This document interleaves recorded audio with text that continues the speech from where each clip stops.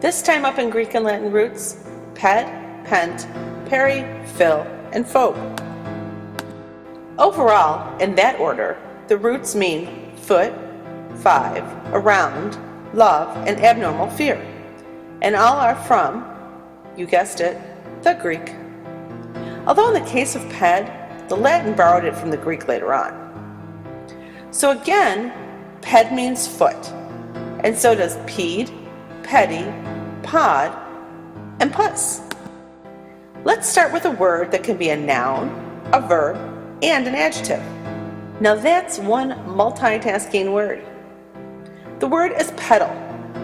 As a noun, it's a lever worked by your feet, like on a bike. As a verb, it's what you do to move a lever like this, like pedal a bike. And as an adjective, it means pertaining to your feet. So say you hurt your foot, either from all that bike riding or another problem. Then you have a pedal injury. Same with pedestrian. It can mean a person who walks. Pedestre, meaning foot, and ian, meaning one who. So one who uses his or her feet or walks. There's another meaning to the word pedestrian, and it really means dull or commonplace. And while it might not seem like it fits with the roots, let's take a look. The use of the word in this way may actually come from the fact that walking is very basic and doesn't require you to stretch or use your imagination. For example, you might say, I have very pedestrian tastes in food.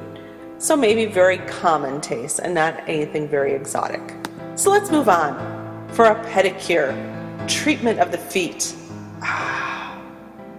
Or a podiatrist, who's a doctor who treats disorders of the feet. An octopus, you know, is a sea creature with 8 legs, or feet. Other words that have to do with feet: centipede, an insect with supposedly 100 feet. Platypus, an Australian water animal with webbed feet, who, by the way, is a mammal. A tripod, a 3-legged or footed stool or stand. Next up, PENT, another one of the number words. It means 5. A pentagon is a 5-sided shape. The Pentagon, with a capital P, is the headquarters of the United States Department of Defense. We're moving fast now. PERI. It means around, or near, or circling. At least one of the words with PERI you know from math. Perimeter, the boundary around something. You can measure the perimeter to use it to solve problems, both in math and real life.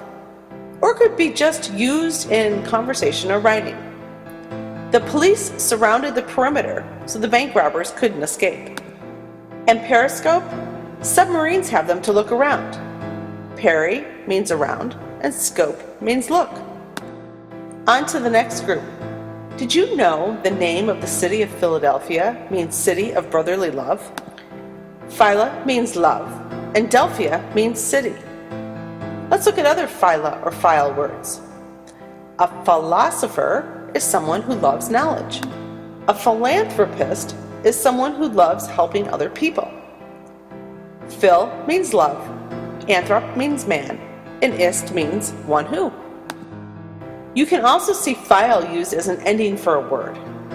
A bibliophile loves books. A caninophile loves dogs. A francophile loves things that are French. On the other side, though, is phobia. Instead of love, phobe and phobia mean an abnormal fear or hatred. This root is usually used at the end of words, and the ending signifies whether it's a noun referring to a condition, so phobia, or an adjective describing someone or something with the condition, phobic. Sometimes the ending phobe is used to name a person with a certain fear condition. Afraid of heights? You have acrophobia, the condition, or you are acrophobic, describing someone with a condition. Afraid of enclosed spaces? You have claustrophobia, or are claustrophobic. For example, an MRI, a medical test in which the patient lies still in a tube-like machine can really freak out a claustrophobic person. Afraid of fire? You have pyrophobia. Keep this separate from pyromania, which is the insane desire to see things burn. Did you know there is a term for people who are afraid of foreign things and people? They have xenophobia, but notice that it's not spelled with a Z, it starts with an X. Fear of spiders? Arachnophobia. If you have a fear of the number 13, you have triskaidekaphobia. And if you have a fear of learning, you have sophophobia. So don't be sophophobic. Be smart and learn these Greek and Latin roots. Till next time.